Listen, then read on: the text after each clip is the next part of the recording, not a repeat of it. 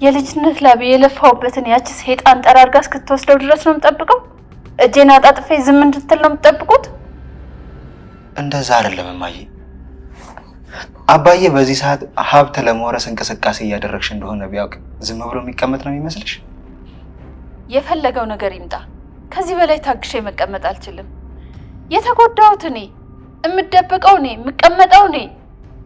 አልችልም ከዚህ በላይ። እማዬ ለትንሽ ጊዜ እኮ ነው። ያ ትንሽ ጊዜ መቼ ነው? ንገረኝ እስቲ መቼ ነው? የዚህ ሰውዬ ክፋት በቃ መባል አለበት፣ ማብቃት አለበት። እንደዚህ አይደለም እማዬ። አባዬ እጁ በጣም ረጅም ነው።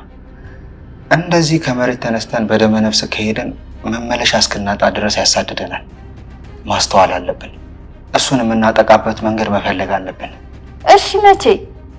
እማዬ አባዬ እንዲታሰር እፈልጋለሁ፣ ግን ትንሽ ጊዜ ብቻ ታግሺ። ትክክለኛ የህግ ሰው እየፈለግኩኝ ነው። እሺ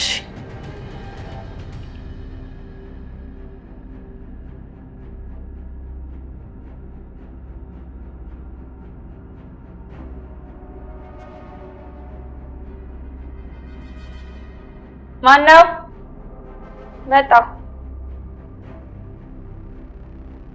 መጣሁ ማን? ነገሮች ተስተካክለው በቅጡ እንኳን ቦታቸውን ሳይዙ ሁሌም ቢሆን አዳዲስ ችግሮች የሚገጥማት ትሁት ከብዙ ስቃዮችና እንቅልፍ አልባ ሌሊቶች በኋላ ታግታ የቆየችውን ልጇን አስፈትታ ወደ ሀገሯ ልካ አረፍ ከማለቷ ሌላ አዲስ ችግር የመጣባት ይመስላል። ቤት ውስጥ ለብቻዋ ማንም በሌለበት ስራዋን እየሰራች ባለችበት በመሀል በራቸው ሲንኳኳ ሰምታ የከፈተችው ትሁት ፊት ለፊቷ ቆሞ በተመለከተችው ሰው ክፉኛ ደንግጣ የምትገባበትም ጠፍቷት ተደናብራለች። በሩን የከፈተችለት ሰው ማን ይመስላችኋል?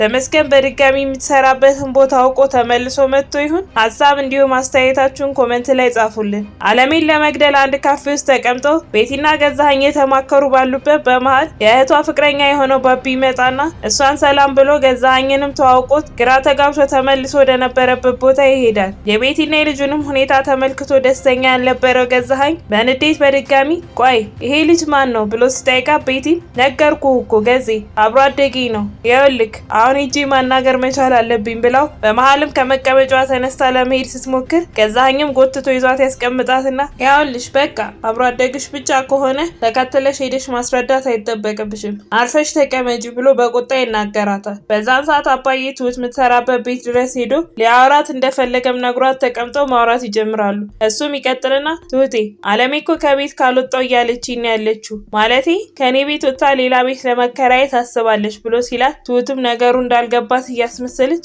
እና ብላ ትጠይቀዋለች። አባዬም እየተሽኮረመመ እናማ ያው ያንቺ አደራ ስለሆነች አስቀድሜ ልንገርሽ ብዬ ነው ይላታል። ትሁትም እሺ በቃ ግን አባዬ አንተ አታስብ፣ አለሜ እኮ ራሷን መከላከል ትችላለች፣ በዛ ላይ ጤናዋም ተመልሷል፣ አንተ አታስብ። ግን ምን ነው ፊትህ የአለሜ ከቤት መውጣት አስከፋህ እንዴ ብላ ትጠይቀዋለች። እሱም ቀጥልና እኔማ ለምን እከፋለሁ ያው ደህንነቷ አሳስቦኝ ነው እንጂ ብሎ ነገሩን ሊያስቀይስ ሲሞክር ትሁትም ኧረ ደህንነቷን ያሳሰበህ አታስብ ምንም አትሆንም ብላ እየሳቀችበት ልታሳፍረው ትሞክራለች። በዛ ሰዓት ቤቲ ገዛኸኝን እንደምንም አታላ ቤቢን ተከትላ ወጣ ታስቆመውና እባክህ አንድ ውለታ ዋልልኝ ስትለው እሱም ገብቶኛል ለህዊ እንዳትናገር ልትይ ነዋ አታስቢ አልነግራትም ብሎ ሲላ ቤቲ እሺ አመሰግናለሁ በጣም ብላ ወደ ገዛኸኝ ጋር ትመለሳለች። የዛን ሰዓት ላይም ሙሉ ቀኑን ከደላላዎች ጋር እየዞረ ለእናቱ መቆያ የሚሆን አዲስ ቤት ሲፈልግ የቆየው ናቲ ወደ ቤት ሲመለስ አለሜን ያገኛትና ተቀምጠው ማውራት ይጀምራሉ።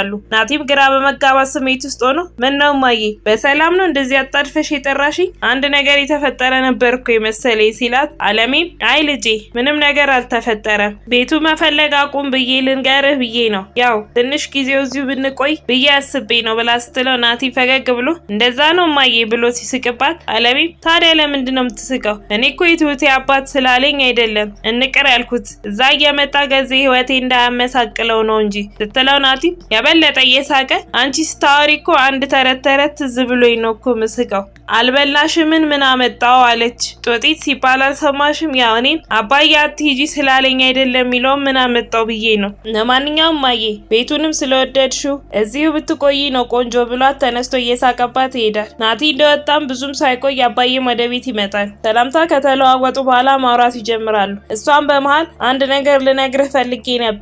እኔ እኮ መጀመሪያውኑ አንተን በጣም እያስቸገርኩ እንዳለው ስለተሰማኝ ነበር ናቲዬን ቤት ፈልግ ያልኩት ስትለው አባዬም ንዴቱን ዋጥ አድርጎ እና እንዴት ሆነላችሁ አገኛችሁ ብሎ ሲጠይቃት አለምም አይ አላገኘንም በቃ እኔም ተውኩት ትንሽ እዚሁ ብቆይ ሳይሻለኝ አይቀርም ስትለው አባዬም በደስታ እውነትሽን ነው አይደል አለሜ ብሎ ሲጠይቃት እሷ አዎ እውነቴን ነው ሳስበው እዚህ ያለው ጥበቃ ሰላሜን ይሰጠኛል እዛ ብቻዬን አንድ ነገር እንኳን ብሆን የሚደርስልኝ አይኖርም ለዛ በቃ ትቼዋለሁ ብላ ትለዋለች። ናቲ ከቤት ወጥቶ ቀጥታ ቤቲን ወደ ቀጠረበት ቦታ ነበር ሄደው። ተገናኝተውም ማውራት እንደጀመሩ ናቲ ይቀጥልና ቤቲ ባሳየሽኝና ባወቅኩት ነገር በጣም ነው ያዘንኩት። አንቺ ልክ ነሽ፣ ፍትህን ማግኘት አለብሽ። ግን ፍትህን የምታገኙ ምንም የማታውቀው እናቴን በማሰቃየት መሆን የለበትም። መቀጣትም ካለባት ወንድሟ እንጂ እሱ አይደለችም ብሎ ሲላት ቤቲን በንዴት እየበላች የነበረው ምግብ አቁመው ታማኛለህ? ፍትህ ያጓደለችብኝ እሷ ናት። ሴትነቷን ረስታ ሴት የበደለን ሰው በገንዘቡ አስፈትታለች።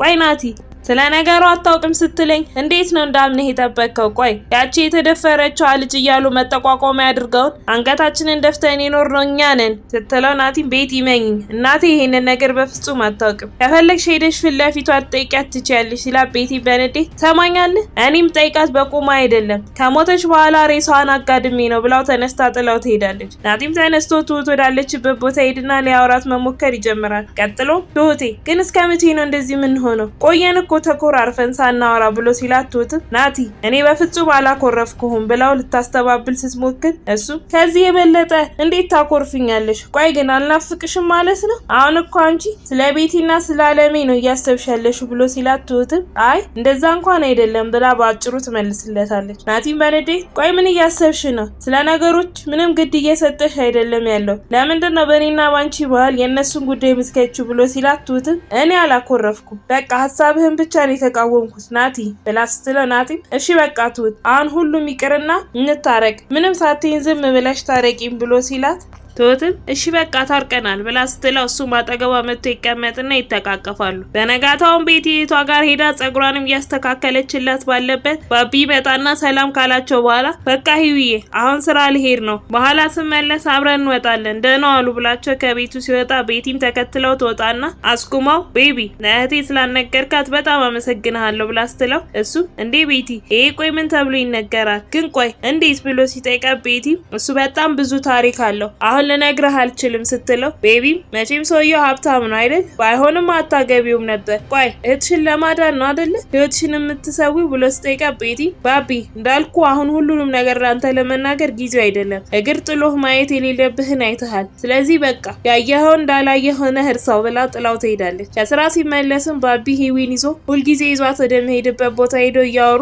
ሂዊን በመሃል ስማኝማ ቅድም ግን ከቤቲ ጋር ምንድን ያወራችሁት ብላ ስጠይቀው እሱም ቤቲ ያለችውን አስታውሶ አይ ምንም ያወራነው ነገር የለም ዝም ብሎ አደራ ነው እህቴን ጠብቃት ደስተኛ አድርግልኝ ደስታ ይገባታል ነው ያለችኝ ብሎ ሲላት ሂዊም ወይኔ እህቴ በቃ ተጨንቃ ልትሞት እኮ ነው ብላ በአዘን ስብር ስትል ባቢም ሊያስረሳት ማጫወትና ማባበል ይጀምራል። የዛኑ ቀን ማታም ገዛኸኝ በጭንቀት መኝታ ቤት ውስጥ ሆኖ እየተንጎራደደ ያስጨነቃት ቤቲ ምን ሆኖ እንደሆነ ትጠይቀዋለች። እሱም ግራ በመጋባት ስሜት ውስጥ ሆኖ ቶሎ ወደ ስራ ለመመለስ የግዴታ ያቺን ሴት ማጥፋት መቻል አለብኝ ግን እንዴት ማድረግ እንዳለብኝ ግራ ነው ይገባኝ ብሎ ሲላት ቤቲ ይሄን ያህል መጨነቅ እኮ አይጠበቅብህም በአንድ ቅጥረኛ ማስደፋት ነው አሊያም ደግሞ ሐኪም አናግረ በመድኃኒት ልቧ እንደደከመ ሰው ጸጥ እንድትል ማድረግ ነው ብላ ስትለው ገዛኸኝም በሀሳቧ ተስማምቶ ይተኛሉ። በነጋታው ጠዋትን ቤቲን አናግሯት ስለ አለሜ ጉዳይ እንደዛተች ናቲ የነገሩ አባዬ ሰፈራቸው አካባቢ ቀጥሯት ይገናኛሉ። እሱም ቀጥሎ የኔ ልጅ አንድ ነገር ላወራሽ ነው የጠራሁሽ ብሎ ሲላት ቤቲ